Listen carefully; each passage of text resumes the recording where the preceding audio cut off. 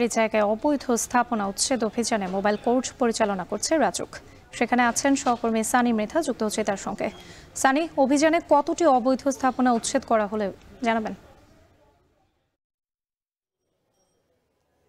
রাত্রি আসলে এখানে যেমনটা বলা হয়েছিল শুরুর দিকে যে এখানে অবৈধ স্থাপনা বা সরকারি জায়গায় যে ধরনের অবৈধ স্থাপনাগুলো রয়েছে সেই ধরনের অভিযানগুলো তারা করবে। তবে প্রথম দিকে কিন্তু তারা যে ধরনের অভিযানগুলো পরিচালনা করেছে, কিছুক্ষণ আগেও এই যে আমার পিছনে যে কনস্ট্রাকশনের কাজ চলছে এই জায়গাটি ছিল, সেখানে অভিযোগ ছিল যে এই যে কনস্ট্রাকশনের কাজ করানো হচ্ছে সেখানে কোনো ধরনের সেফটি মেনটেন করে আসলে কনস্ট্রাকশনের কাজগুলো করা হয়নি। এই অভিযোগের ভিত্তিতে কিন্তু তারা এখানে এসছেন।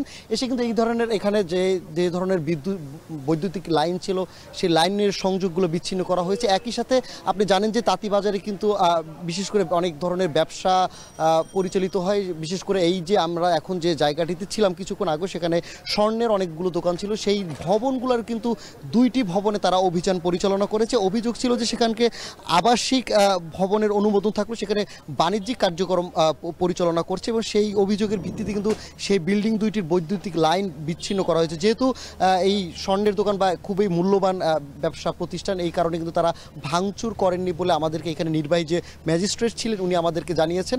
একই সাথে তারা এই সতর্ক করেছেন যে আগামী 7 দিন বা বেশ ওনাদেরকে সময় নির্ধারণ করা হয়েছে যে এই সমস্যা সমাধানে রাজউকের চেয়ারম্যানের সাথে নির্বাহী চেয়ারম্যানের সাথে কিন্তু আলোচনা করে কিভাবে এই সমস্যার সমাধান করা যায়, এরপরে কিন্তু পুনরায় তারা কার্যক্রম করতে পারবে। কিন্তু এখানে যারা ব্যবসায়ী রয়েছেন বা ভবন কর্তৃপক্ষ রয়েছে তাদের সাথে আমাদের কথা হয়েছিল। তারা বলেছে এখানে দীর্ঘ কয়েক দশক ধরেই তারা ব্যবসা পরিচালনা করেছেন এবং একই সাথে বাণিজ্যিক ও আবাসিক দুইটির অনুমোদনই তাদের কাছে ছিল। তারপরও তাদেরকে এই ধরনের তাদেরকে লাইন বিচ্ছিন্ন করা হয়েছে। একই সাথে তাদেরকে নোটিশ দেওয়ার পরও তারা নোটিশের পরিপ্রেক্ষিতে কিন্তু তারা এখানের জবাবও চিঠির মাধ্যমে দিয়েছিলেন।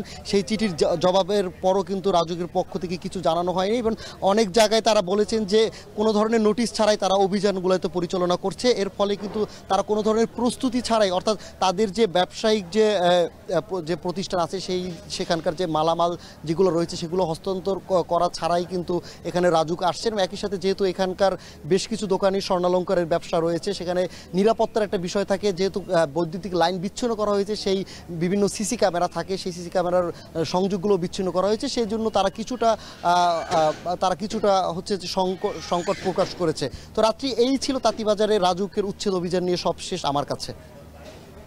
তাঁতিবাজার এলাকার সরকারি জায়গায় অবৈধ স্থাপনা উচ্ছেদ অভিযান করছে রাজুক। এ নিয়ে বিস্তারিত জানাতে আমাদের সঙ্গে যুক্ত ছিলেন সানি মৃধা।